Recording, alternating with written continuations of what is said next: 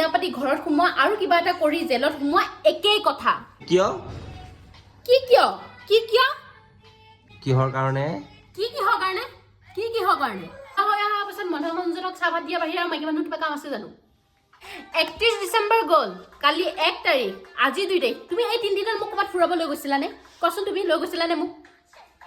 Ben নষ্ট নকৰিবা দেই এটা মানুহবোৰে তেনেকুৱা দিয়া নিম তুমি এতিয়া চাহ অকণ বনোৱাচোন যোৱা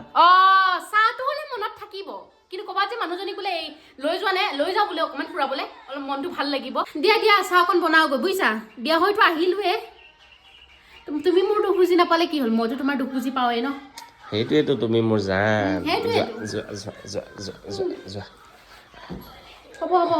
যোৱা তোমাৰ কাৰণে আজি বহুত ডাঙৰ এটা গিফ্ট লৈ আহিছো মই কি গিফ্ট গোটেই নতুন বছৰখন মই মোৰ ঘৰত সোমোৱাই দিছো বাপৰে এনেকুৱা কি গিফ্ট দিবা মোক মনত আছে হাতখন দিয়া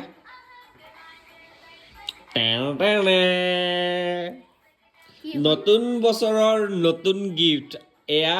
বুক দিছিলে আজি ষ্টেট বেংকৰ পৰা এইটো চোন যাবগৈ দিয়া মই এইটো চাই মই একদম এনেকে বুকুত সোমাই কিনে শুই থাকিম বুজিছানে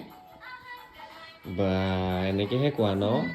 এইটো চাই মই শুই থাকিম এনেকে কিমান আশাৰে আনিছো তোমাৰ কাৰণে আৰু তুমি মোক এনেকে কোৱা ন একদম গোটেই